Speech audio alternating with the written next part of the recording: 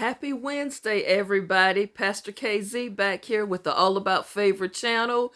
And please consider subscribing, those of you who are viewing for the first time. And for my regular viewing audience, thank you for coming in today. Today is usually called Reset Wednesday, but again, I'm pausing all of that until after the new year. But this week, I'm giving you, as I stated on yesterday, some FFT, food for thought. And I'm going to incorporate my FFT episodes starting in the new year. I'm going to have days where we do nothing but food for thought, just something to give you to think about. Also, if you notice, I'm wearing hoodies all this week. This week is hoodie week for Pastor KZ. So if you would like to watch and you got your hoodie on, just go ahead and hit that like button, hit the thumbs up button for me, like the video, share the video with someone, and subscribe. Now, this week, as I stated, I want you to think about something. Today, I want to speak on someone asked me, why do you always tell people to journal or to write things down, their feelings or emotions? You know, a lot of people they don't understand where journaling started from. They just grabbed a hold of it. They may have seen Oprah talking about it years ago on one of her shows. You know, a lot of people just grab a hold of certain trends, but really not know that this started way back. Where did it start from? Here's an illustration. In the Bible, the Old Testament book of Jeremiah, chapter 36, Jeremiah he was placed under house arrest. He'd been arrested in and out of jails and thrown in prisons, and he is home on house arrest. And he's sitting there, and he was still receiving prophetic words from God. And God gave him a specific prophecy about Israel and Judah, and he ordered him to record it. And in those days, writing, just finding a piece of paper and a pen was very complicated. They didn't have that. They had what we know as scrolls. So Jeremiah began to write. And when Jeremiah finished writing, he says, okay, God, what do I do now? And he said, write it again. Write some more.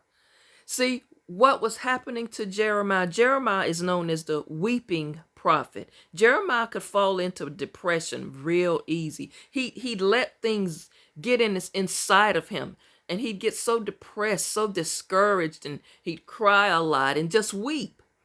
So what Jeremiah did not know the purpose of him, God telling him to write. He also told the minor prophet Habakkuk, write division, make it plain, write. Sometime when you write things down, it feels real. It becomes real to you. So I ask you to write things down, journal, write your feelings down, write a letter to someone.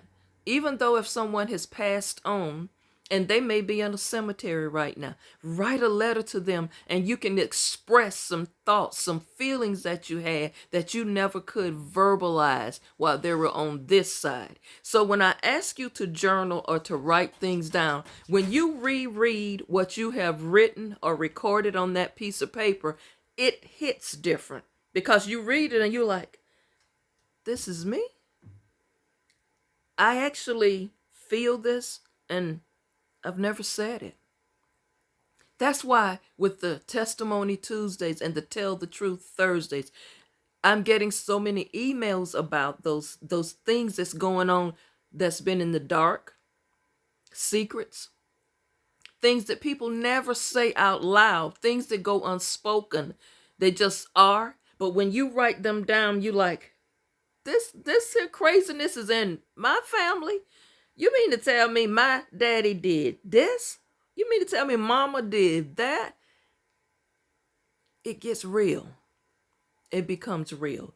So what I want to share with you and give you as food for thought today, take a moment every single day and write down how you feel. And it doesn't have to be always negative. If you had a good day or something good happened, take a moment and write it down.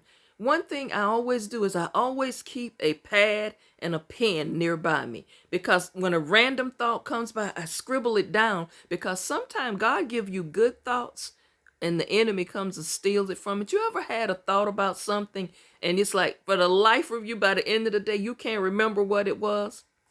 Same with your dreams. Sometimes you wake up from a dream and the first thing you should do is grab your pencil and paper or your pen and write it down. Because chances are when you go back to sleep and get up again, it's pieces of that dream you're going to forget. So what I want you to do on this Wednesday, I want you to take a moment and not just write down quote unquote New Year's resolutions. I want you to write down your life resolutions. What are you going to resolve to do with your life? I'm not going to even say with the rest of your life because we don't know how much time we have. But what are you going to do in the right now with your life? What are you resolving to do? In other words, what are your plans? What are you going to do? Where do you go from here? Some of you have recently retired, or some of you have been retired a long time and you've gotten accustomed to your daily routine. You do the same thing the same way over and over again. When do you break away from that and say, you know what? I think today I'm going to do something different. I think today, instead of me going getting my regular coffee, maybe I'll go over this way, or maybe I'll do something different. I am a proponent for self-care. And I don't know why the Holy Spirit has me on this self-care journey to tell you all about. But I'm trying to save some lives. And I'm not saying we all don't have a designated expiration date. Because as sure as we live, in order to get to see the King, we're going to have to go through a cemetery. I'm not saying that. But what I'm saying is the life that you have right now, it can be more pleasant than what it is. Life does not come without pain. Life does not come without disappointment. It doesn't come without hurt. See, all of those things is what make us. And all of those things also are things that lead us to get to a specific part on our body, our knees. And sometime when you get older and you can't get down there on your knees, you can surely lay in your bed or sit up in your recliner chair and you can speak to the Lord. You can pull out your journals and your tablets and you can write how you feel. And you know what? One of the best things you can do for the people that's going to be left behind when you transition from this earth is to leave them letters, to leave notebooks, tablets full of information, things you want them to know. A lot of older ladies back in the day, old school, when it was old school, people using pencil and paper and not computers for everything and cell phones, they used to write down their recipes. And those recipes would be passed on from one generation to the next. I still have recipes my grandmother had written. And just sometime when I pull them out and just seeing her handwriting touches me. So leave a legacy in writing for people. It's some of you men out there. You need to write down some things for your sons, your grandsons, your great-grandsons. Your future great-grandsons who you will never meet. But leave them something in writing to know. Great-granddaddy was here. Granddaddy was here. Leave a legacy. We're supposed to leave something for our children's children's children's. And sometimes leaving a legacy is not always finances. It's not always leaving your land to them. Sometimes it's bits of knowledge and wisdom you can leave. I was trying to figure out today. I like to use books with affirmations in it. And I'm like, you know what? Who am I going to use today? Am I going to use Joel Osteen, Joyce Meyer? And the Holy Spirit say, why would you use them when you have a book?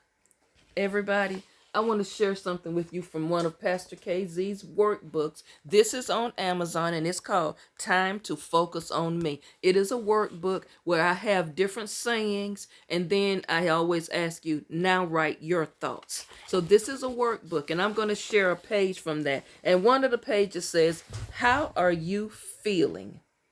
What you're feeling is a part of life. It's okay to let your tears come out. Have your cry, then let it go. And then I put, what are your thoughts? And then there's a space here for you to write. Write what you think.